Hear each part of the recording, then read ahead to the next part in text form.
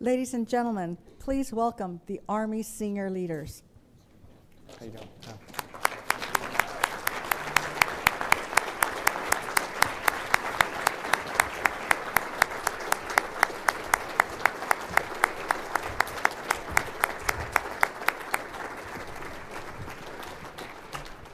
Thank you. Good afternoon, everyone. Thank you for joining us for Family Forum 4. Can we sit down? Oh, please sit down. Okay, all right. That's why I'm not in the Army. Good afternoon, everyone.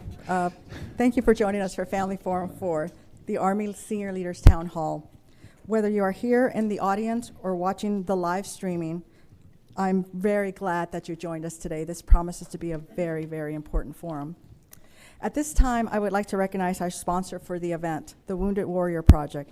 The support Wounded Warrior Project provides to our service members and their families is truly outstanding, thanks in large part to the inspired leadership and passion of their CEO, Lieutenant General Retired Michael Lennington. Ladies and gentlemen, my friend, Michael Lennington.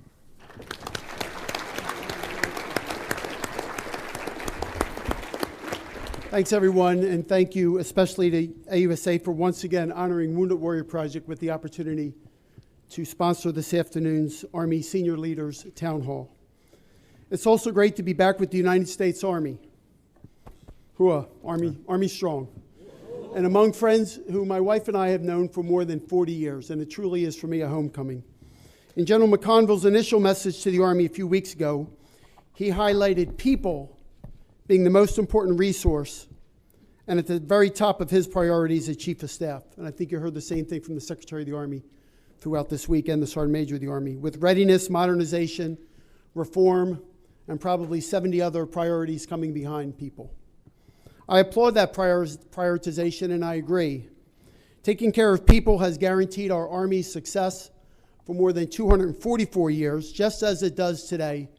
And I'd argue it is what will define our success in the future. The demands on soldiers and families have rarely been as important as they've been, and certainly as ponderous, I would say, as they've been over the last 18 years. And that's why we are all committed to focusing on the important issues affecting soldiers and their families. Like the Army, caring for people is our highest priority at Wounded Warrior Project. Our people being our nation's wounded, ill, and injured service members, their families, and their caregivers, and with every other priority coming in second. The programs and services we offer across our nation to tens of thousands of wounded warriors and their families, 70% of whom are Army, Army Guard, and Army Reserve, from nearly 700 full-time employees in 25 locations, and thousands of volunteers and supporters focus on peer-to-peer engagement, a continuum of mental health care programs and services, focusing on traumatic brain injury, post-traumatic stress, suicide prevention, and stigma reduction, physical health and wellness programs like sleep, weight loss, nutrition, cycling, exercise, and adaptive sports. It's great to see Dr. Cooper here with us this morning. Thank you, Rory. And benefits, career counseling, job placement, and finally, in-home care for those that have suffered some of our nation's more grievous injuries and require the home of caregiving in their homes. We deliver these programs at no cost to veterans and service members because we know they've paid their dues on the battlefield. We also perform our mission in conjunction with many partner organizations, most in this room. Thank you for your partnership, and certainly with the help of the Department of VA and the Department of Defense. Well, I know you didn't come here to listen to me, so let me thank you all for the opportunity to sponsor today's event, be back to my Army family, and turn it back over to Patty Bear. Thank you all.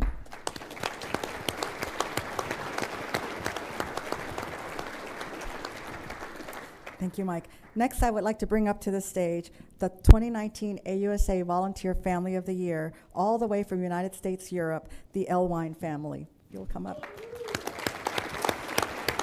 And I would also like the Army senior leaders to join the Elwine family on stage, please.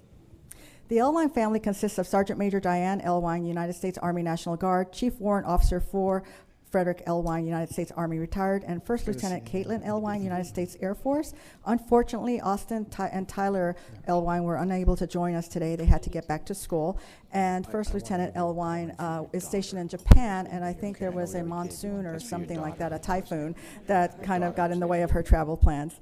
But together, the L. Wine family has assessed more than 4,400 hours of volunteer work in their communities, and they are an incredible family that represents Army values. So at this point, I'd like to present the L. Wine family with a basket from AUSA Family Readiness, just to thank you for all that you've done. Wow, look at that. Wow. Oh, wow. Thank you. I got it. You got it? Thank you. Thank you so much. Give your best to our daughter, too, okay? I give her a coin for her. Give her that coin, She's so. gonna be so happy. Okay. Thank Yeah, you. that's it. Okay. And as the L. Wine family takes their really big basket back to their seats, we'll ask our senior leaders to have a seat, please. Next, I'd like to introduce our moderator, Lieutenant General Jason Evans, the Deputy Chief of Staff for Installations G9. Lieutenant General Evans is the Principal Advisor to Army senior leaders on installation policy, plans, and resources, which includes housing, childcare, and other soldier and family programs. Installations serve as the Army's foundation and support the readiness and well-being of soldiers, civilians, families, and soldiers for life. And at this time, I would like to bring Lieutenant General Evans up on stage.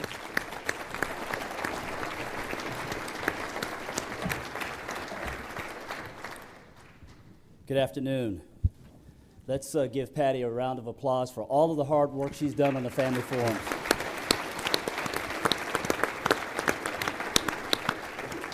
Now I'd like to recognize an extremely important group of people, the Army Survivor Advisory Working Group. This group meets annually to make recommendations on how the Army can best support surviving families. Chaired by the Chief of Staff of the Army, this group is comprised of key Army leaders and survivor advisors from all of the components of the Army. These survivor advisors best understand the challenges faced and sacrifices made by our Army families, as each has lost a soldier, whether it be their child or their spouse. They remain advocates for survivor needs in their communities. Survivor advisors provide invaluable insight to Army leadership. Their courage and resilience results in continued survivor benefits, education, awareness, improvements which affect quality of life for approximately 250,000 survivors. The advisors also champion an enhancement to the casualty assistance officers and casualty notification officers training, which benefits not only our survivors, but those soldiers called upon to perform that vital mission. Our Survivor Advisory Work Group members inspire us all to sacrifice and work diligently for the good of the United States. Today, we recognize the departing members of the SAWG who, in spite of their personal losses, and share their perspective and their experience to improve survivor quality of life. At this time, I'd like to ask the Secretary of the Army, the Chief, and the Sergeant Major of the Army to join us in the presentation of the awards. Ladies and gentlemen, please remain seated for the duration of the award citations. Will Ms. Jane Horton please come to the forward?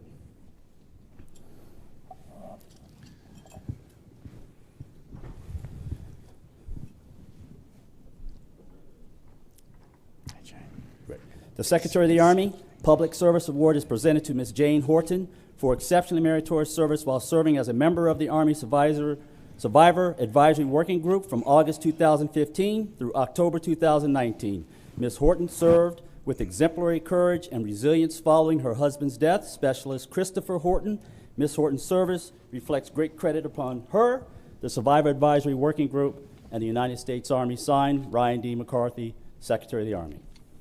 Thank you, Ms. Horton.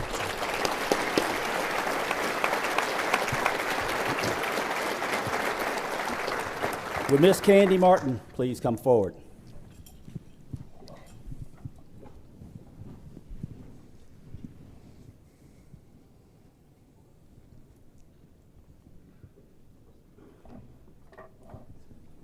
The Secretary of the Army Public Service Award is presented to Ms. Candy Martin for her exceptionally meritorious service while serving as a member of the Army Survivor Advisory Working Group from August 2015 through October 2019.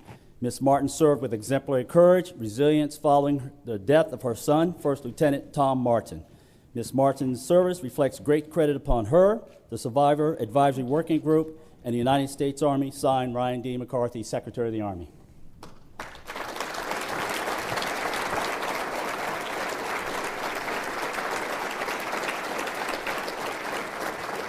Thank you, Ms. Martin. Would Colonel Rebecca Eggers please come forward?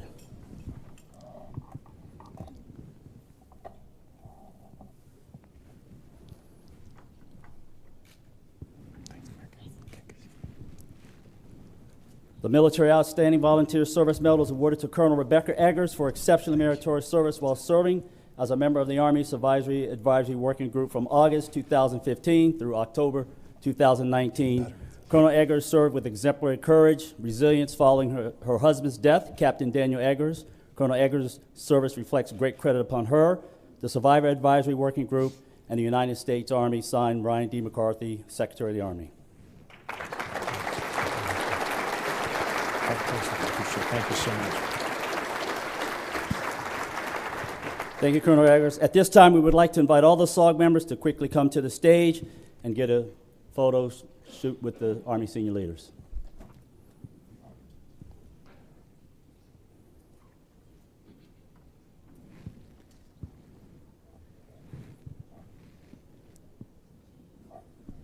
Just stay there.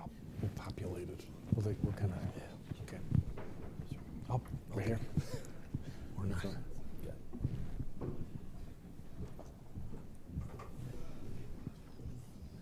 Get up front here. Get up front there. Get up front there.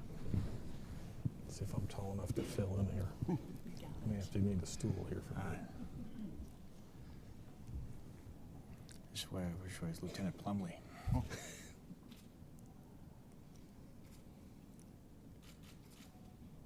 Great. Thank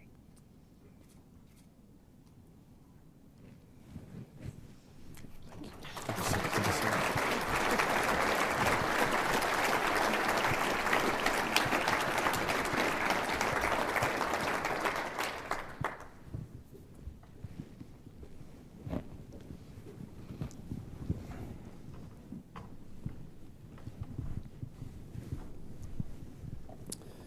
It's a great honor to be here as your moderator for this year's AUSA Army Senior Leader Town Hall.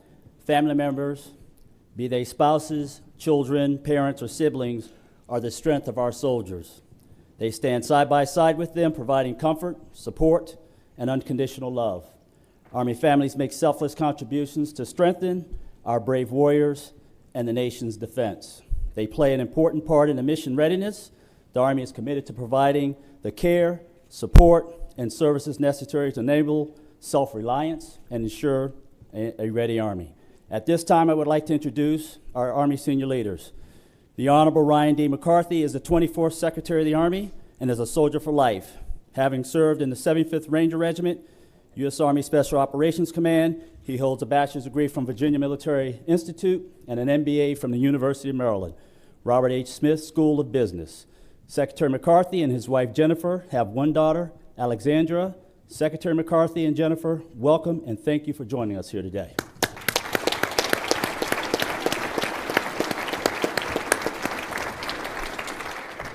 The 40th Chief of Staff of the Army, General James McConville, is also here to share his insights on his efforts to improve readiness and the quality of life programs for our soldiers, families, Army civilians, and soldiers for life.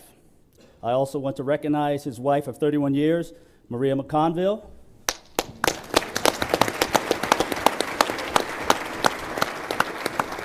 who the Chief credits as his foundation and strength of family.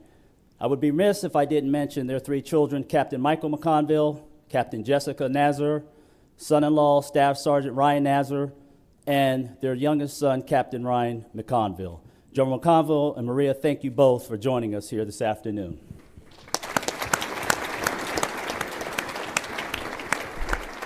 Finally, the 16th Sergeant Major of the Army, Sergeant Major of the Army Michael Grinston, with over 30 years of dedicated service holding every enlisted leadership position, brings his perspective on soldier and family support and its direct influence upon Army readiness. We are fortunate to have both the SMA and his wife, Alexandra. Together they work tirelessly to improve the readiness and quality of life for our total Army and champion the issues and concerns of all of our volunteer force. Sergeant Major of the Army Grinston and Alexandra, thank you both for joining us today.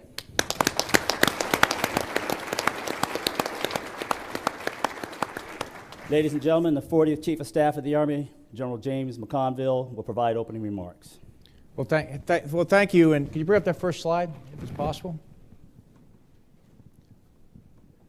Well, thanks for having us. And now, Maria, I know why you like those pillows on the couches here. As we we're scooting, we're trying to figure out how we do that. You know? I need a stool. Just say, I always kid her about that too. Why do we have all these pillows? Now I know why. You know. So, now first of all, thanks for all for coming out. And if you heard us, the Secretary and I speak, and the Sergeant Major speak, the Army is people. It's our most important weapon system. And when we talk about people, you know, we're certainly talking about our soldiers from all three components. We're also talking about our families, our Department of the Army civilians, and we're talking about our soldiers for life, our retirees and veterans. And that's kind of what makes us the world's greatest Army. And that's what we want to maintain. And, you know, we're still going to have readiness, we're still going to have modernization, we're still going to have reform, but at least philosophically, we believe we get there through the people, so we have to take care of them. So we have come together and we've established 5 quality of life priorities. And they're listed up there. So housing is number 1, healthcare is number 2, child care and youth services is number 3, spouse employment is number 4, and PCS moves are number 5. So a lot of people go, so what's the big deal? Nice slide, PowerPoint, you know, what does that do for us? And what it does is we're taking each of these areas and putting initiatives behind those, because we believe that we owe it to you to provide quality of life that's commensurate with really the quality of service. And it starts at the top is General Gus Perna. He's right over here, General Gus Perna. He's a 4-star. He is in charge of installations overall. And he is a committed senior leader that is really going to make a difference. So when we talk about housing, I'll start with housing. It's you know, we have had some challenges with housing. I'll be straight up, and we're going to fix it. Okay, and when we talk about housing, we're talking about privatized housing, we're talking about Army housing, and we're talking about barracks for our soldiers.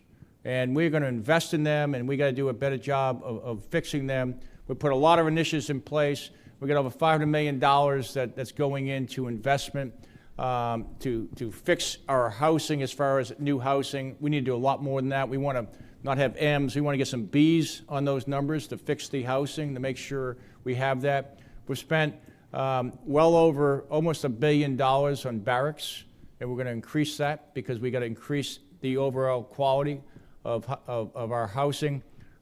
You have all helped us by bringing to the attention of the chain of command where there are issues. We want to know that. And we meet with the CEOs of the privatized housing companies and have very, very candid conversations with them on what they need to do to provide the quality of housing that our families deserve. We made some changes.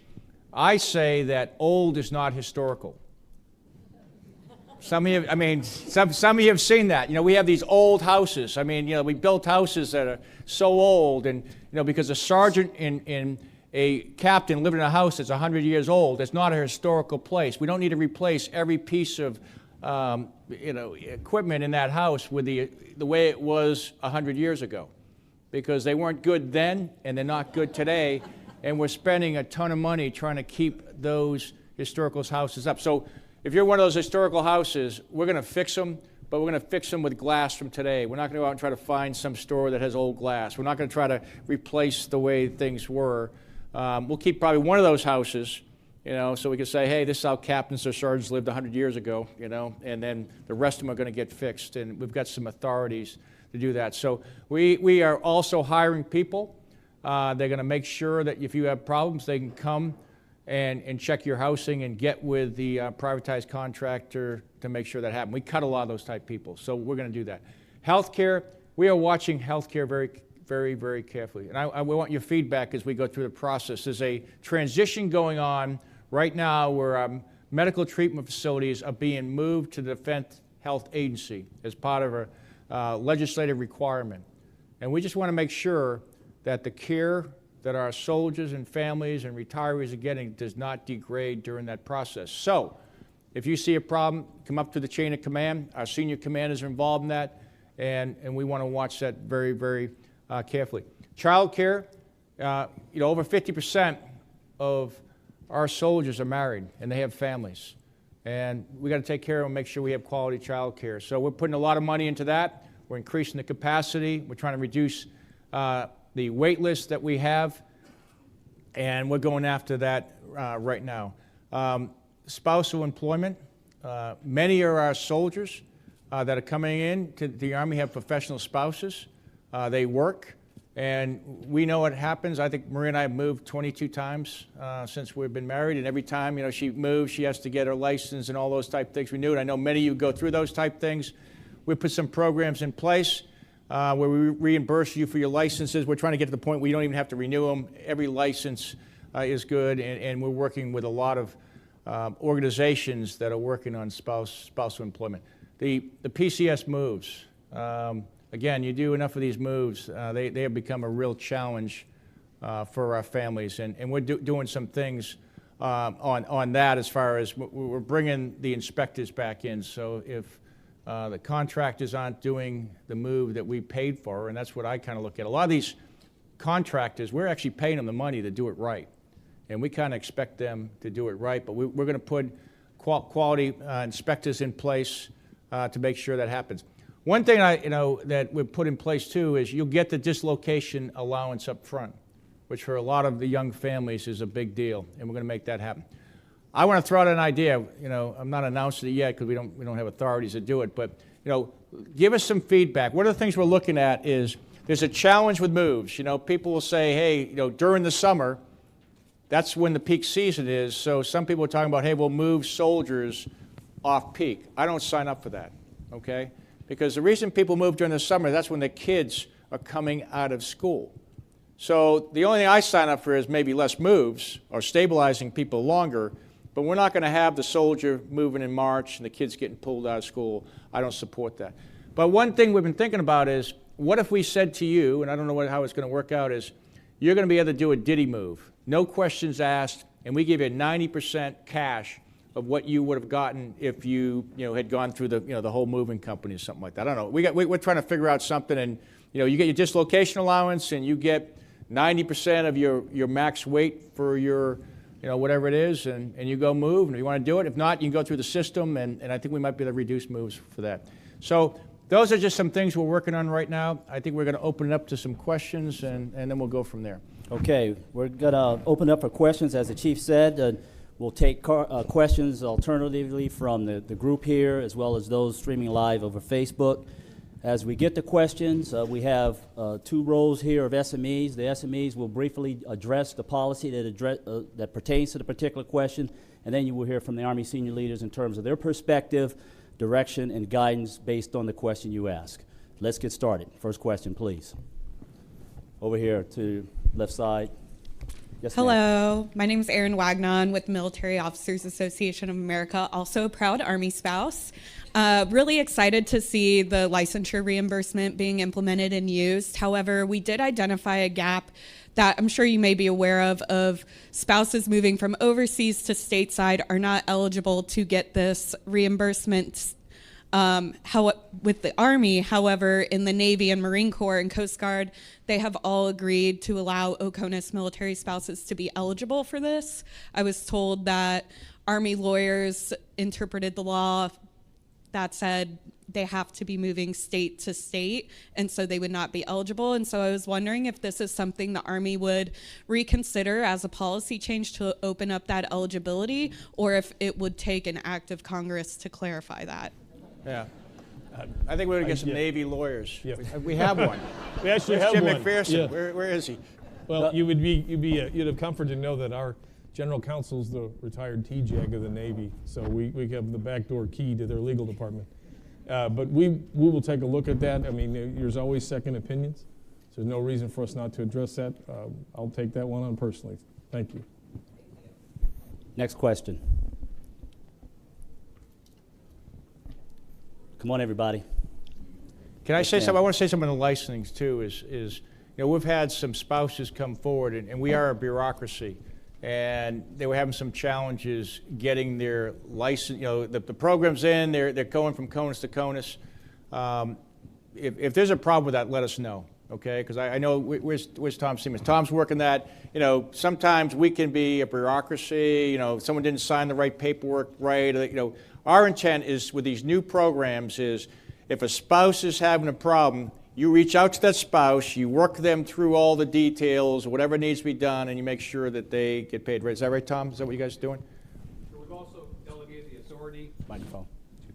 So we've delegated the authority down to the company commander, validated by the S1s, so it can be processed a lot quicker too. Okay, because some of these things, again, they've got to do certain things. They can't just, someone has to sign something, or you just can't give money away. But we don't want to make it so bureaucratic that our spouses can't get those type of things. So, Tom, appreciate you getting on that. Okay, I have a question here. Hi. Distress? Oh, go ahead, ma'am. regarding childcare, I'm so grateful that when my husband passed away that we received, I think it was 16 free hours per month from CYS, free of charge. And then, it was incredible for me to be able to drop the boys off. Well, I'm wondering if you'd consider when we have terminally ill soldiers, maybe that enter into hospice, providing that early for the family. And, transitioning that over into, the survivor benefit. Yes, Yeah. absolutely. Absolutely. Yeah. Who has that who's got that one here? We're taking notes here. Right here? I want to make sure. I don't want to nod because I'm not taking notes. No, I want to make sure. I'm trying to figure out who's doing the work, and I'm going, who's got that? Okay, okay. I know how this stuff works. Okay. It's good being chief. Carla, that's two. Okay, we have one from Facebook. Megan Meredith Harless. Current Diddy moves are reimbursed at 95% already. Why can't it be at 100%? And why can't you pay me what you would pay a moving company? Yeah, I think, there's two pieces to that. One is, we used to do that with meals. Like, we used to have meals. If you went and ate someplace, you had to keep track of every single cent. You had, you ate $2 worth of, whatever. And then we went to per diem, which gave you a certain amount. We haven't figured out what the percentage is, but what I'm saying is rather going away, if you've done a Diddy move, it is very arduous about what you have to do. You have to take your stuff, you have to find the weight, how that all works out makes it very difficult. So it'd be a similar thing where you just get a, we don't know what the number is, but a sweet spot on what they're going to pay. Because most people, not everyone maxes out their weight either. So that, if you do a Diddy move right now, you have to go get all your stuff weighed, and you get weighed at a certain amount, and that's what you get paid for. You don't get the max weight. The other way is if you go to a commercial mover, they pay you, or they get paid for what they weigh. What I'm saying, we haven't figured this out yet, is what's the number? You want to make it the incentive so there's no paperwork, and they get paid, and so. Yes, sir. Dwayne Gamble, Yeah. your Army G4, we have both for action. So the last time we did. met, So I brought this up, so they're actually working this Yes, stuff. sir. So I just haven't figured it out yet, so I'm announcing it anyways. Okay, so. But for the Megan, for the woman who put the question in, the chief's asked us to do two things. One is simplify Diddy moves, and then if you do it yourself, to incentivize it at the appropriate level, to make it an incentive, right? Right. To do it yourself and move on to the next duty station, and then at two levels, right? And this is what we're working for the chief, is at one level to simplify it at some percentage less than 100, but no questions asked, as we have matured from keep every receipt to a per diem type payment. And then the second level, if you want to dot every I, cross every T, to incentivize that at a full 100% of what we would pay a moving company. Right. So the initiative, the reform measure that we're working involves both. Great. Thanks, General Gamble. Next question. So I want to just read that back to make it confirm. You do the full Diddy now, we're going to 100%, right? But you got to do all the paperwork, you got to go get weighed, you got to do all that stuff, and people, and there's inspectors kind of checking to make sure that you did what you need to do. Or there's some other percentage that's less than that, that you just, you know, get a check. You get your dislocation allowance and you get a check, you fill out a piece of paper, it's real easy, and you get a big old check, and then you go do what you need to do. But today, sir, it's not 100%. No, I know, but that's why we're changing policy, right? That's right. Well, the Secretary's going to change policy, I think. Check. Working to 100%. Yes, ma'am. Yes, my name is Teresa. I'm from Fort Knox. I have two parts. One is I'm a mother of an active duty soldier and a veteran, and a wife of an active duty soldier. And one of the things I noticed when they went through MEPS is there was no mention of family programs. There's a mention of Red Cross and how to get your messages. But I believe if we start back, since I'm also an FRSA, is my employment, is we need to start back at MEPS to start encouraging our soldiers to understand the importance of having the family readiness present. Our soldiers that are single, their families are our families away from home, and we need to be able to encourage them to get involved early on instead of waiting till their first duty station to hear something about it, and then a year later, I didn't know, because I hear that a lot, unfortunately. So that's one point. And then the second one is with CPAC. When we are put into the system, from post to post, it is different. OCONUS and CONUS, you register there, you don't register, you have to do it online now. There's so many different variations of that. Once the job is offered, you can sit in a queue, and I have a girlfriend who sat in there right now for 8 months. I sat in there for several weeks until I called and had to push it through the system. Is there a way to make that a little bit faster, because it's translating to our families into financial readiness, and we need to be able to give them that stability. Okay, so who wants to take the MEPS? Tom, you want to take the MEPS question just to make sure we... We'll take that on. I'm not sure MEPS is actually the right place. Their job is to screen the soldier coming in, but I agree with you. In the entrance process, whether it's by the recruiter, basic training, someplace along the line we need to inform of the medical entitlements and that kind of thing that the family members are. So we'll take that on, work with TRADOC and figure out where the right place to insert it. I've got Carol Burton, who's the director of CHARA, to talk to the second one. Hi, good afternoon, everyone. This CPAC's report to me, so thank you for that question. The program that you're referring to, I think, is the Priority Placement Program, and if I'm getting your question wrong, please correct me. But we changed that process specifically for the reason that you identified. And now spouses have more control over their career, and they actually can apply for vacancies rather than sitting in a queue. Does that answer your question, or am I perhaps misunderstanding your question, ma'am? It does answer my question, but in the big picture, it's not happening. We're still sitting in the queue for several months. Okay. And so people are referring themselves, and then you get into the system. I was referred, I'll use myself as example, I was referred the day before Thanksgiving 2 years ago. After the second, almost into the third week, I had to call and say, hey, did I get an offer? They said, oh yes, it's been sitting here for a couple weeks. Then they decided to push it through since I had all my other stuff in order. But it took me to do that. A new spouse does not know to do that. A new spouse does not know their rights. And that's where obviously education's a part of that, but they're not gonna call CPAC as their first time in the GS system to do that. And that's our career from post to post. Sure, good. Thank you for that feedback. I think you're talking about the onboarding process with things like security clearance and all that. Yeah, thank you for that feedback. We'll look into that and make sure that process works a little bit smoother. Thank you. Yeah, one of the things, and especially for more senior spouses, you know, again, we're a large bureaucracy. And, you know, the policy is there to take care of those type issues, but sometimes it doesn't happen. So we've got to have mechanisms to get it back to the right level so we can fix those types of things, okay? Yeah, and we are working on it. I'll just give you one example. Previously, for your security clearance, if you had required a secret clearance, we had to wait until the adjudication came back. But now you can onboard with just a fingerprint check, and that usually comes back in 24 hours. So we have implemented some initiatives to try and onboard people faster, but I'll specifically look at the Fort Knox issue. Thanks.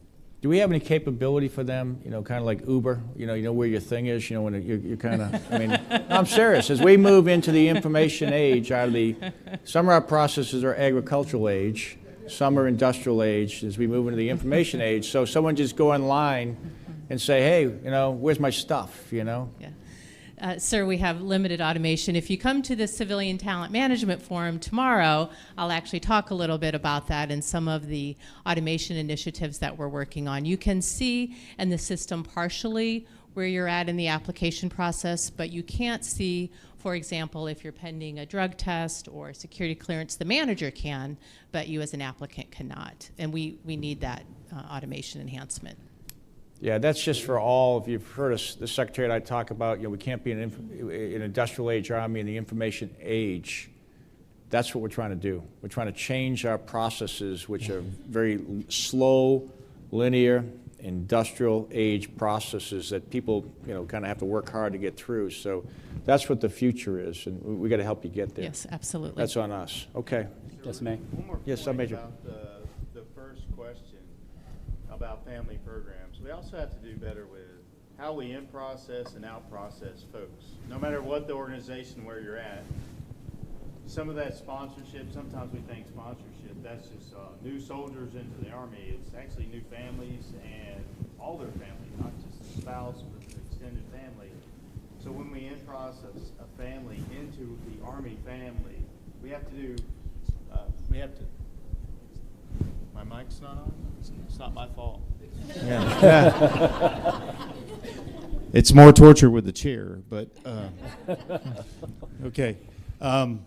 It's the sponsorship. We got to do better with that, and it's in processing, out processing. No matter what the organization, as you move from location to location, there's an out processing piece. We got to sponsor you into the new unit, but we also have to out sponsor you as you move to another location, and it's everything. And letting those family programs be aware of to the spouses. That's what we have to do. We got to do better with that, and I've got sponsorship. I was tagged with that like day one. Got it. That's right. Be the sponsor you wish you had. Mm-hmm. Okay, next question from Facebook, Kyle and Christian Copenhaver. Why not make it a 4-year minimum at each duty station for stability for families and less PCS moves? What do you think? I think it's a good idea. I like it. What do you think, G1? Yeah. Okay. It's a good idea. All right. Make it so. Okay. That was easy. From the audience. Next. From the audience. If not, I have another Facebook. No, let me talk about that, though. That's part of this talent management system is I don't see why people can't stay 4, 5, 6, 7, 8, 9 years. Now, there's some things you have to do for career development, and there's certain areas where you're better off doing that. But part of the future that we see with the talent management system is we do look at your preferences, which is kind of blasphemous in the Army, where you want to go and what you want to do. But if we can accommodate that, why shouldn't we? It's getting out of the industrial age personnel management system where everyone moves at 3 years. That's just the way we do it, because that's the way we've always done it. Rather than going, well, hey, I want to stay here and do this, this, and this. Okay, stay 5, stay 6, stay 12. And when you come from battalion command, you go to a BCAP and you can try out, see how good you are. All right. Okay, the next question, Facebook, is from Meredith Harless. In regards to PCSing and holding movers accountable, what is the plan for better background checks to ensure our families are safe in their homes to prevent an incident like what happened with the home invasion by the moving crew in Germany? Yeah, why don't you? Major Russell, we have you someone spoke to that earlier today. Would you like to talk to that again, yeah. sir? I think so. Major General Russell. So, good question, and thank you, Ms. Harless. We spoke to that a little bit earlier at an earlier family forum. So, first of all, let me just say this. If you are ever in a move and you feel threatened, A, call the police or MPs. That's first thing. Number two, a couple of things that we're going to try to get after is, A, hold the movers accountable based on the program that we're trying to institute under U.S. Transcom's leadership, where we hold a central organization accountable for who they hire, for how they come and pick up your household goods, and the actions there. Number two, we've also hired 25 new inspectors, 6 spouses at Fort Hood, and they are also helping us with this process. Number three, we're training, standardizing, and we have a checklist for the inspectors that are coming to your locations when you're having household goods taken. That is also at a 50%, no less than 50% for all the household goods, and under AMC's leadership, we're going to try to push for even higher percentages based on what's going on that post-campus station. And then the final piece of that is, as we look at the overall moving from May through August, which is the surge period, there is a lot going on during that time. All of our families are moving. We have shortages in movers, trucks, and things of that nature. We're going to continue to try to work with how we put orders in soldiers' hands so that possibly you too may have an opportunity, along with personal moves, maybe pick your own movers. You know, pick 3 movers, submit that to your ITO, and then maybe you can get those people to move your own stuff based on your selection process. And then finally, those surveys that we asked you to do, we actually really look at them and we read those. And then we take those, rank order these moving companies in the DPS process, and then you can go in and see who is the best to the worst. And then if you have an issue with somebody who shows up, or you've been assigned somebody who was at the lower tier, let us know, and we will reassign you somebody else. So those are just some of the things we're trying to work. Thank you, sir. Thank you, General Russell. Question to the left over here. I'm Candy Martin, Soldier for Life. And after I retired, I was on the East Coast, and when I got ready to retire, I moved to Texas. During that terminal leave process, I was ineligible to transfer my TRICARE enrollment from the East region down to the whatever the Texas region is, the South region. And as an active duty service member at the time, I was only eligible to be enrolled in TRICARE where my unit of assignment was, which was on the East Coast. They would not transfer me. The only health care that I could get during those terminal leave time was to go to an emergency room. I'm not the only one that this affects. I know of 2 other people that this has happened to, and it's really a problem when you get ready to make that final PCS move and that final ETS. Okay. OTSG, MedCon. Scott, who's got that for? General Dingle.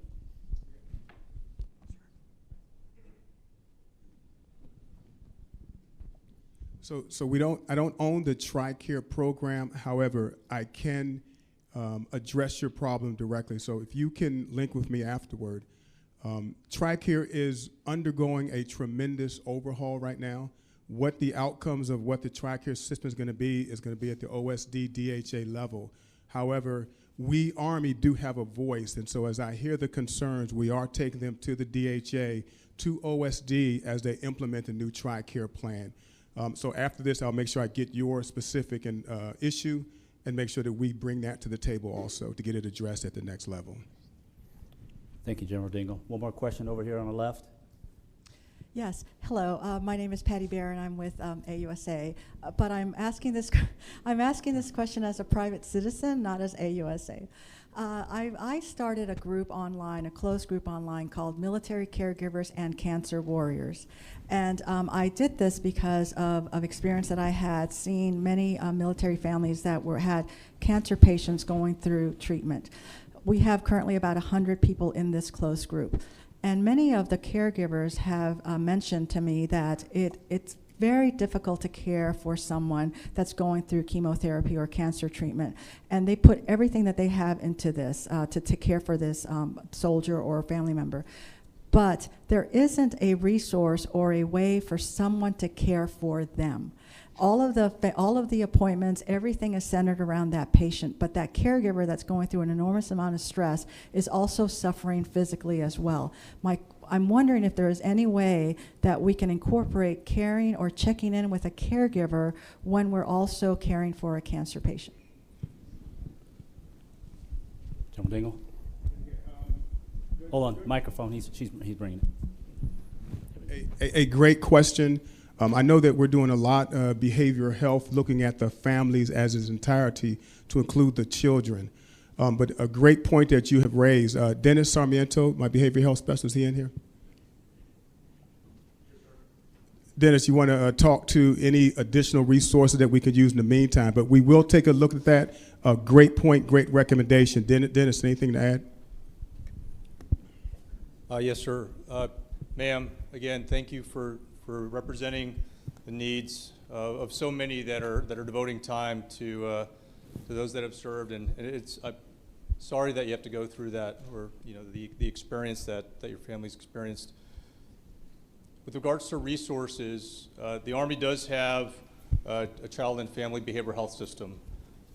Within the behavioral health system of care that the Army has created over the last 8 years, we've established a number of standardized programs. So regardless if you're CONUS sites, that we have resources at the Army MTFs.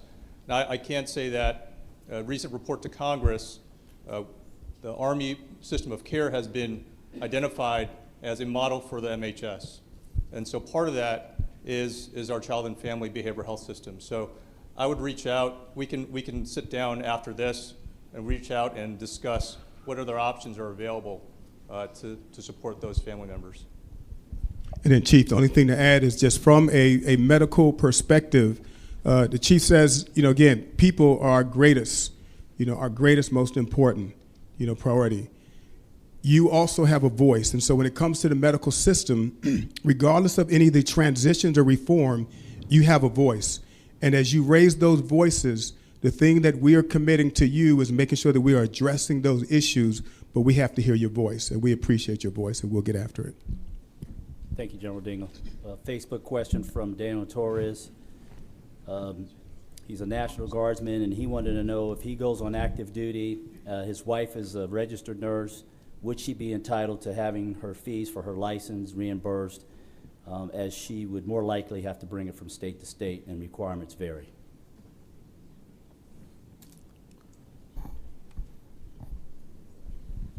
I think I can help. I think the answer is yes. The PCS orders from one state to another is the factor that allows you to get reimbursement for your licensing from state to state. And it applies to active, guard, and reserves. Thank you. Question on the left side, right side. Hello, I'm Corey Tess with the Military Officers Association. And something that you mentioned on the fact sheet is looking at the OCONUS challenges for spouses specifically, and something that's being explored is the ability to have a home business from an APO. What other things are being looked at to help focus on spouses that are OCONUS?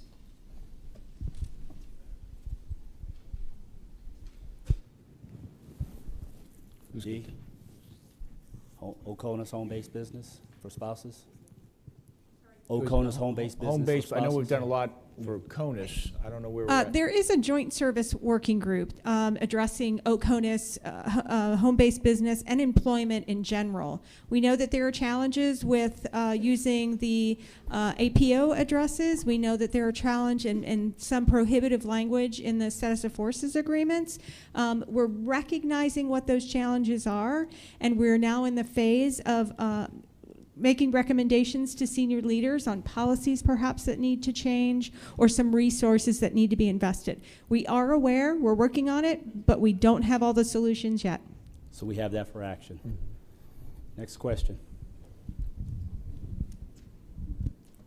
Right here in the middle, left.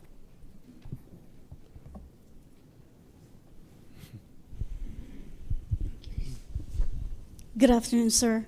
Ms. Garcia Kelly. I'm a retiree spouse, also a DA civilian, and a mother to a TRICARE young adult. Now, when we go to hospitals or MTFs here, aside from going to patient advocate where my son has experienced discrimination and intimidation from providers, what are other options available to us that this can be addressed? Thank you. Come to the Surgeon General, who's right here, after this meeting, and it will get addressed. Do you get the name, Scott? You okay? Thank you, sir. All right, we will get that addressed at the highest levels. Question. Hi, Karen Rudicelli with the National Military Family Association. I work on healthcare issues for our association, and we're all tracking very carefully some of the transition issues that you mentioned. The fact that the MTFs are transitioning to DHA administration, as well as the transformation of the direct care system that is starting to go underway. It's my understanding that the intent is that patients, family members, beneficiaries, retirees, and service members will not really see the changes. The intent is that if anything, we'll see improvements at military hospitals and clinics. But it does seem like a very heavy lift, and we're concerned that if if patients start to experience problems, the problem resolution process is not very well understood. The patient advocate was just mentioned. That I would say there's fairly low awareness of the patient advocate among military families. But we're also, I appreciate the fact that you're interested in hearing about these problems. I'm just not sure that even I, after working on healthcare issues for our association for 6 years, really understand where to direct families if they do experience these problems, and we want to raise them so that you folks understand what's happening too. And I'm wondering what suggestions you have for that. Yeah, and I'm going to go to Scott, but I mean, where we're at is, we're trying to understand. We've been told the same type things, say better care at less cost, all these wonderful accolades, and I'm kind of like Ronald Reagan, trust but verify, and I want to see those type things and make sure that's happening. And our mechanism is the reason we, our Surgeon General, he may not own them.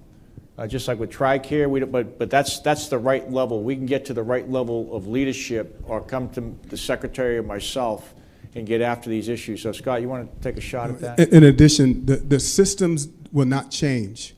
One thing I think that everyone should understand is that we think of as we and them, as in Army, DHA. Well, we are them. That same commander, that's wearing that Army uniform is still in charge. And he's working for that senior commander on that post-camper station.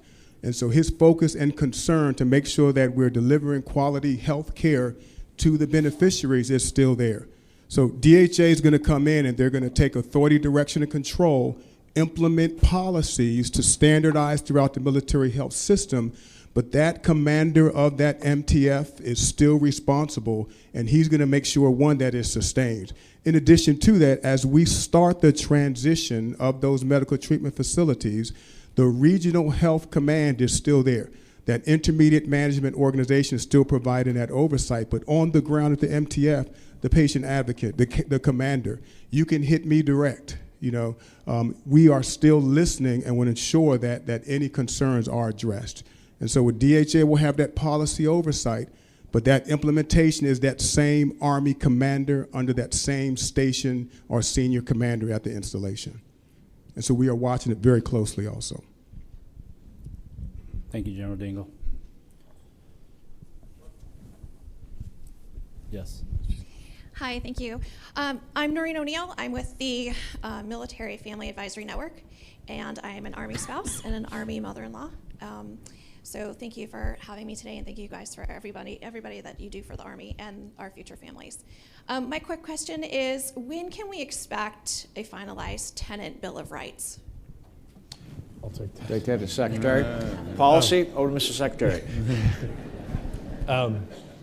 So we, between we're this framework for that tenant Bill of Rights, we're doing it with the Navy and the Department of the Air Force. We think we have agreement with the RCI partners. What we want to do is, once the National Defense Authorization Act with Congress is passed, we're going to make sure that all lines up so that we can codify that into law. So we had breakfast with 376 congressional staff this morning, and we're working pretty hard on that, trying to get the NDAA passed as well as the budget. So I'm a pragmatist, but I think we can get that done this fall. Ladies and gentlemen, we have 5 minutes left. We've got time for one last question. Yes, sir. Hi, I'm Steve Shanley. I'm a Compo 3 spouse, actually. It's obvious that Compos 2 and 3, the soldiers and family members, face some unique challenges. I was wondering what initiatives might be being considered in those arenas.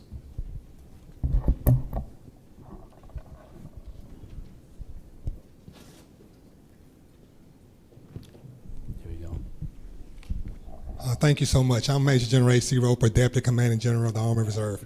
And so the biggest thing that we're doing to get after that is we are now transitioning from a centrally developed model to a regionally developed model.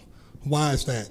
Because two of the biggest issues facing Army Reserve soldiers is the fact that we have this great geographic dispersion, and second, we have isolation because they're not on a base. So to get after that, we're powering down the services almost to the zip code level so that we can take the services, the support, the solutions closer to those family members. Because in the Army Reserve especially, Lieutenant General Luckett commands the whole Army Reserve Command, so it's not uncommon to have a soldier living in Alabama who is actually serving in Salt Lake City, Utah. That's me. That's what I did.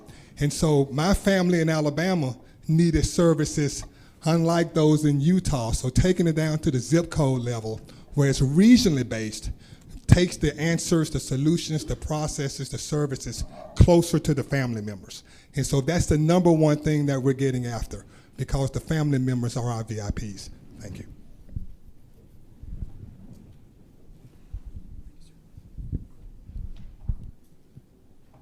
Okay, one more question. Patty tells me we got a little more time. One more question. You get one back there. I can see it.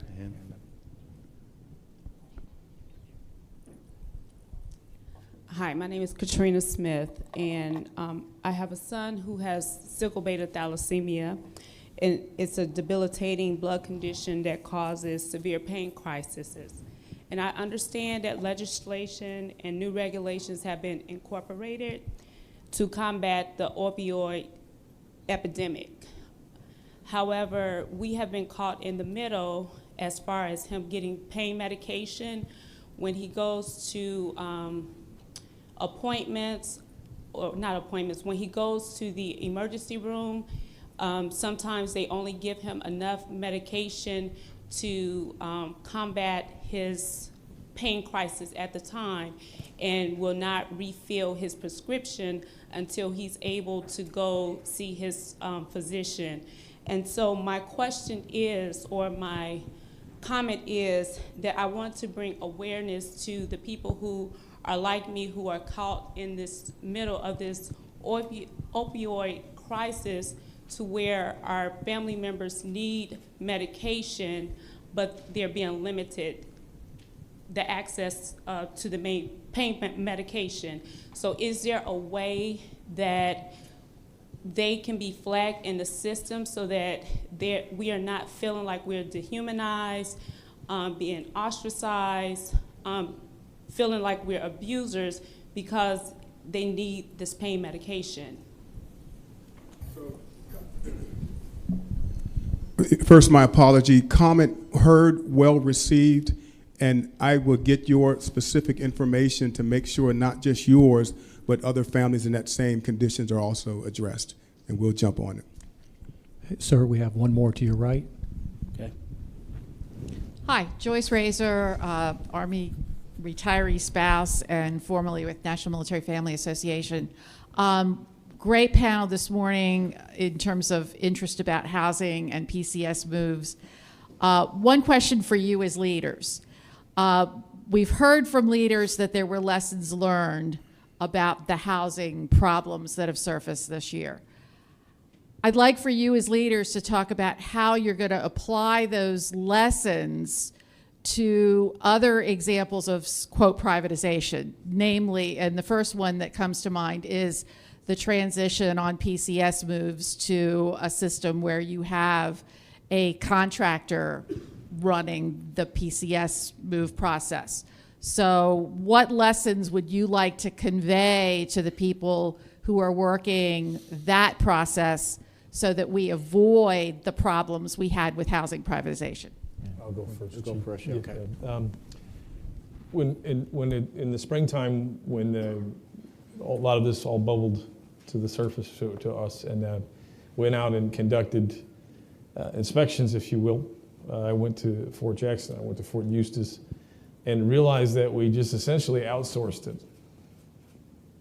We reduced the resources and abdicated responsibility of something very simple. So it's, when I came home and made my assessment to Secretary Esper and General Milley, it was I pointed the thumb more so than pointing a finger. So in a business-to-business type of relationship, it's very similar to my job with the Congress. I got to cross that river all the time. I got to talk to them. It's as much about the communication, about the relationship. You can put a lot of policies in place and you can float resources, but it's a leadership issue. And so I think that I'll continue to exhibit the right behaviors, meet with these CEOs, we'll drive towards solutions to get to the outcomes. But when you're not engaged like that, you can't put together the right metrics for incentive award fees so you can reward the right performance. You don't have commanders at the street level that are empowered to do the right things.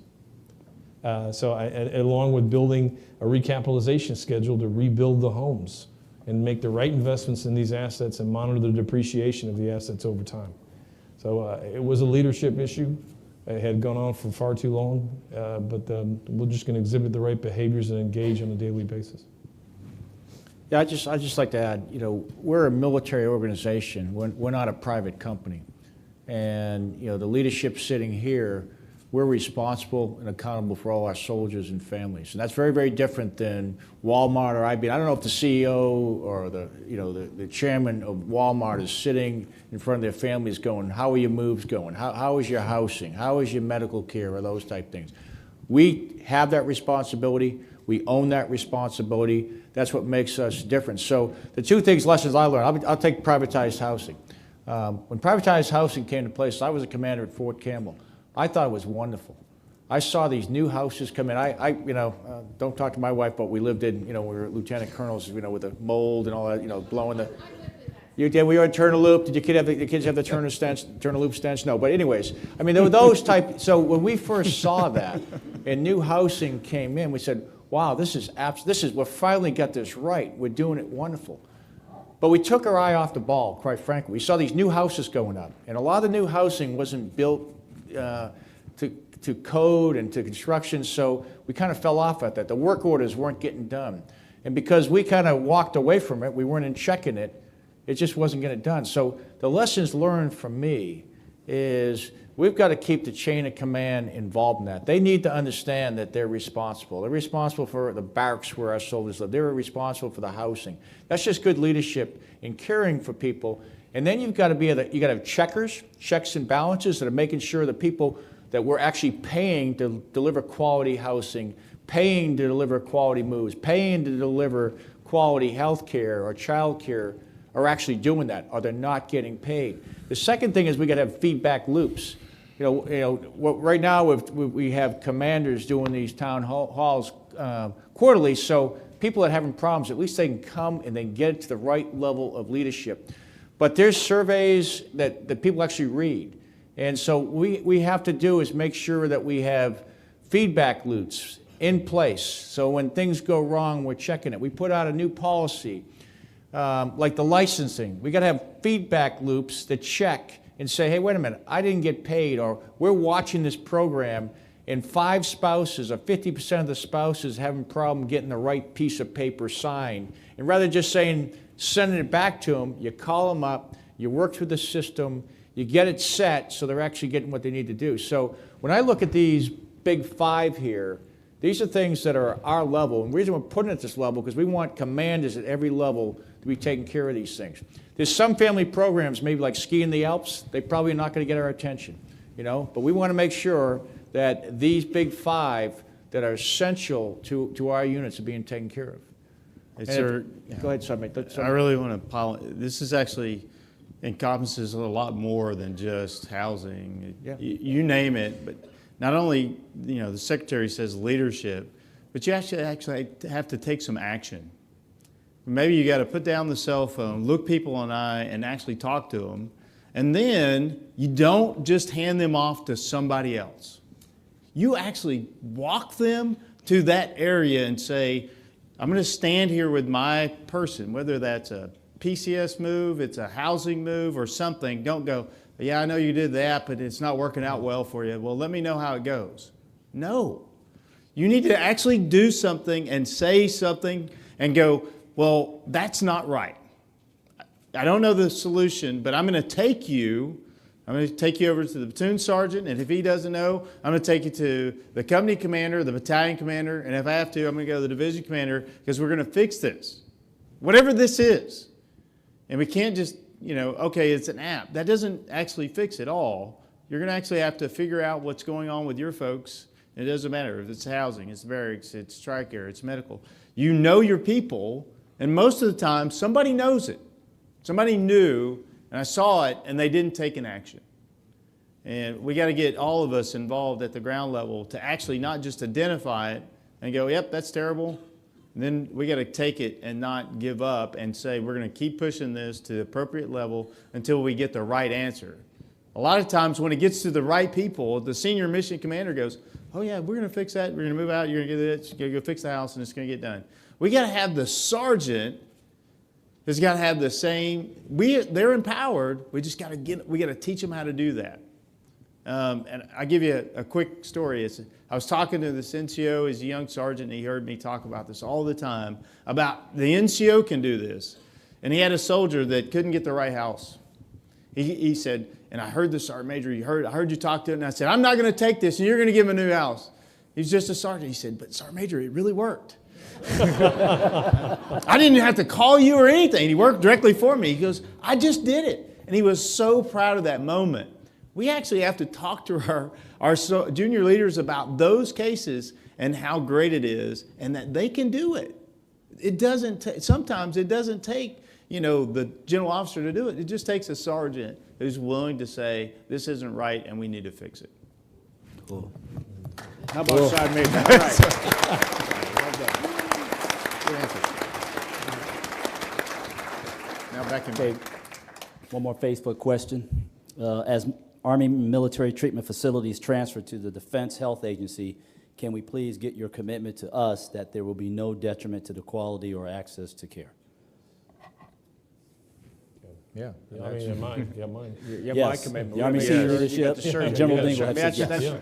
But let me say something on that. We need some help getting feedback on that, and we got to make. This gets back to we need to check, and we need to have feedback loops because quite frankly, a lot of times we get surveys at our level. We get these even with housing. We have 85, 90% of the people, 91% of the people are really happy with their housing, and people go, well, that's an A- or an A. But 9%, and when you're looking at 9% of a million, that's a lot of people that are not happy with what's going on. So when we look at this stuff, we want to know, and so please fill out the surveys. Please take advantage of using the chain of command to get that. And if you can't get the answer, and people are too busy, we're not too busy. Okay. Patty, is that it? Is that the time? We good? Say again? Okay, all right. Then I was misinformed. We still have time. More questions? Any more questions? Yes, ma'am. He'll bring the mic to you. Good afternoon, sir. Different hat now. Department of Army Civilian. And with the transformation or transition for military healthcare system, I work for Regional Health Command Atlantic. So some of the positions that I see in USA Jobs, and maybe this is for G1, looking at some postings where can relocation costs be added to that, because we've moved 3 times on our own dime and the pot's getting dry this time. So if some of the positions that are comparable to what my current position are now, but it doesn't include relocation costs, and also for to add sponsorship to civilians as well. Thank you so much. Okay. Where's CPAC? Patty, you got that one? Can you take that one? Yeah, ma'am, as I understood your question, you wanted to know if PCS costs could be included for civilian moves, and sometimes they are. So yeah, sometimes they are not. It depends on the type of position and the funding that the command has. So it does vary, I agree with you. It's a funding issue.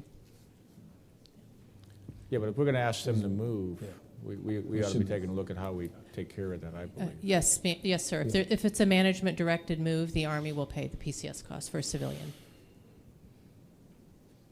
What if their job is going away because of? You're asking because of restructure. That's what you're talking about. Because we're doing a restructure, right? You're at a regional health agency that's being restructured, and they're going to go to some type of geographic regional type. I think that's what you're talking about, right? Yes, sir. Okay, That's what I'm talking about yeah, right so now. So she's saying if the synergies are such that the job goes away and now she goes for Yeah, a what move. she's saying, she's not just deciding, hey, I Yes. want to go to California or something like that on her own. What she's saying is, hey, I've been working here, I'm a good employee, I want to stay with the government, but my job's going away. I'm going to compete for another job, but I don't want to pay to go to another place. So we don't take care of that? Yes, we do, sir. I'm sorry, I misunderstood the question. Thank you Okay. for that clarification. So she's shaking her head. So what I'd like Yes. to do after this meeting, you all link Yes. up and Yeah, see come- if we come get see that. us. Roger that, She's got a sir. bunch Thank of you so meetings. much. You got all these people. Yeah. You got a Yeah. lot. Thank you We're so gonna- much, we're gonna sir. get you Yeah, squared Peter away. Hassett, raise your hand. Come talk to Peter. All right. I apologize. I misunderstood your question. Okay, going to Facebook. CB Weathers. Are senior leaders willing to help advocate for military spouses who are trying to become TRICARE providers, having a simple box check on applications to expedite paperwork the way the state boards do? Yes. Yes. Yeah. The secretary has said yes. It is so. Question from the audience.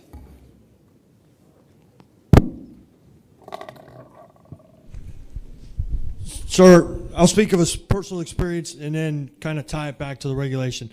About a year ago, I moved here to the Capital Region. I rented from a civilian homeowner, a prior service Navy veteran, off post. And his house was foreclosed on, was a crappy process. In consulting with the JAG, I was referred to GIPSO to do a non-funded move. And so there's this requirement of an eviction notice. So they said once the process is near completion, you'll get an eviction notice from the trustee of the home or possibly the new owner after it auctions. That's kind of a limbo situation to live in. So I waited and I waited and I waited. And then when the time came, I got a letter that said I was now in a month-to-month lease in accordance with Virginia state law that says that I'm now in a month-to-month lease, and then I get notified that in another month I have to be gone. So the Virginia law has changed, much like as other states, that says that you will no longer be evicted within the state. They've changed the state law. But our regulation currently says you have to have an eviction notice. This move cost me $5,000 out of my pocket. I'm not worried about myself. I'm worried about the soldiers that may be in the same situation out there, and there's no room for help. Well, first of all, I'm worried about you. Okay? General Rish, you wanna- As far as that goes. So what is the legal mechanism that allows us to take a look? Okay. So I've got my subject matter expert here, Ms. Melissa Halsey. We got your question beforehand. We were able to research it. There are changes, but part of your question also was, do we keep up with the changes in the law in each of the 54 states and territories? And yes, we do. That's where we get feedback again. I think the message that we've gotten is if the senior leadership gets feedback, then we can engage with Congress on statutory changes, which has actually happened here. We can make regulatory changes as well, too. But in specific response to your question, I think you'll be happy with the answer that we've got. So, Melissa, if I can turn it over to you, if we can, and she'll give you a more direct answer.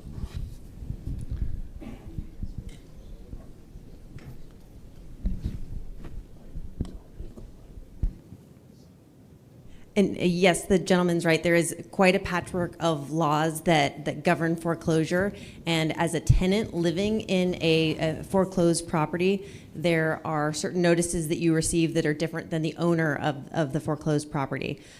So there is now a federal law that says you cannot be evicted from a foreclosed property. You get, and I think you experienced this, sir, where you were given a certain amount of time, up to 90 days, at least 90 days before the new owner of the foreclosed property can remove you or evict you from the property. That should be able to work in conjunction with the funded Army move that says if you are a tenant in a home that is foreclosed upon, the Army will fund that move. It sounds like in your individual case, you were given a certain amount of time, and that actually kind of worked to your detriment because you probably wanted to move, but did not have the accurate paperwork according to the transportation office to fund that move. So that does sound like an instance where the regulation and the policy did not catch up with the change in federal law. So I can work with you kind of directly to see if there would be an exception to policy, but that is generally how it works, where if you are evicted, then as a tenant, you should be entitled to an Army-funded move. Yeah, so what level is the exception to policy at? Sir, we'll have to look into that, probably. I'll have to look into that, sir. So just to clarify, we're trying to get your money here. Hold a second here. Just hang with it, okay? It's not about try to help you out, okay? Just see if we get this thing down, okay? So, I just, if you would see me afterwards, I'll be right up here, and we'll sort it out. Just to clarify, we were never evicted. The home is still in foreclosure, right? But we've been from foreclosure, and then this gets weird with the law. So then he put it in bankruptcy to avoid foreclosure. So then we were in limbo, and then he stopped repairs on the home, right? And then we got water leaks. And then once it's in foreclosure, my property manager is no longer obligated by law to the home or me. So now I have to reach the homeowner, who now says, well, I don't have a contract with you. And so I was never evicted. I moved out because I was in all of this limbo. We are not protecting our soldiers in these instances with waiting for all of this. Hey, General Gamble, you got max latitude to try to get a policy to simplify, to get people out of those situations. So we can have a productive employee, right? Okay. I got a fraction, Mr. Secretary. All right, here we go. There we go. We got that thing. All right, ladies and gentlemen, that was the last question subsequent to any final comments by Mr. Secretary-Chief for the SMA. Well, I learned a lot. So you saw a lot of listening there because this is as important as anything we do. If you look at the 5 priorities that the chief laid out, in particular with housing, we clearly have better management. We're clearly doing, we're much more aggressive on this push. But one thing in particular, General Perna is coming back to our leadership team about a plan to really get us on the path out. And that may require more funding. And what that'll do is essentially, we look at that plan, we'll have to work with the companies to essentially restructure the contract. And if necessary, we'll go down that path and we'll do it. Because we have to get better quality of life on our installations for all our families. With the healthcare, that's a very complex problem that we're working in the department because it is merging all of the services together. So to the chief's point earlier, be aggressive and be with your feedback on the type of health care you're receiving, because it's unacceptable if you're not getting the best we can provide. On the youth services issue, it is about capacity. We're working very hard to increase capacity, but also to simplify the process to obtaining it. On spousal employment, again, we need policies that are going to simplify matters for you to make those changes when you're going from state to state or coming from Oconus. We've made the commitment to do that. And on the PCS moves as well, General McConville's been making policy all afternoon here. So we're on our way. We're on our way. But we're committed to doing better. And thank you for this opportunity, Chief. No, thank you, Secretary. And,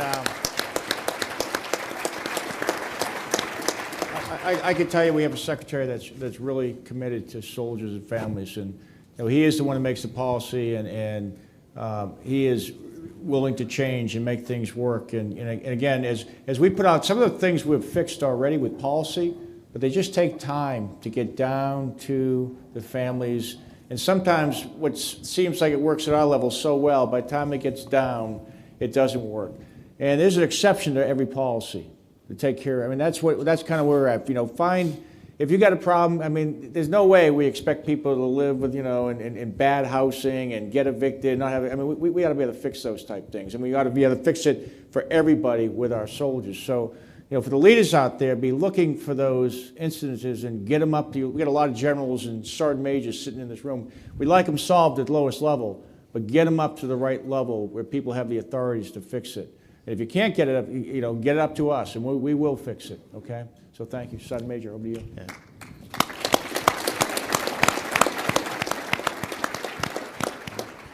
First of all, I'd like to say, as the newest member of this team, I'm really proud to be a part of this team, and I love the quality of life issues, because this is about taking care of soldiers, and that's why I love being a soldier, because we take care of our soldiers.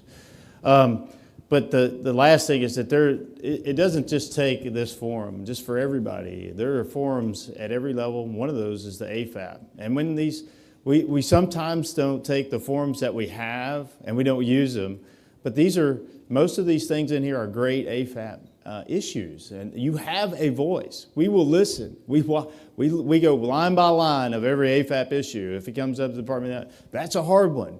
The hard ones, the Department of the Army is going to do the hard ones, because if they were easy, they would already been solved. So those AFAP issues that come up, and I'm really glad the Chief's making a lot of policy today, is that, those are the hard ones that have to come out of the Department of the Army. You have a voice, you have to use the voice, and I think one of those great resources is always going to be the AFAP issues as they come up. And some of those are open for a long time because they're really hard. And it may not just be policy at the Army level, it's DOD. And we're gonna work those, and we keep looking at them over and over and over, and we're not gonna give up.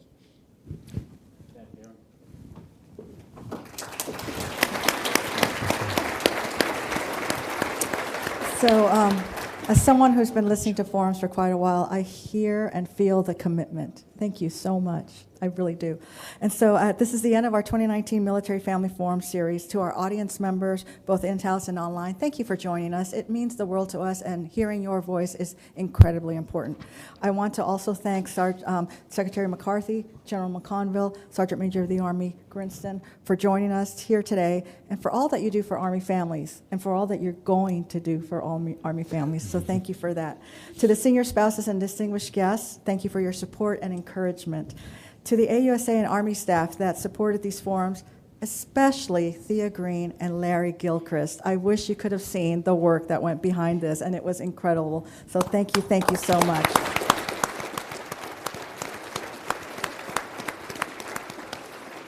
None of this planning happens in a vacuum. Thank you to the Planning Committee led by Army G9, with assistance from AMC, MCOM, TRADOC, FORCECOM, MEDCOM, the Army National Guard, the Army Reserve, and other members of the Army staff. You are truly a team of teams. See you all next year in 2020. We will all be here, and we really would love to see you back. Thank you.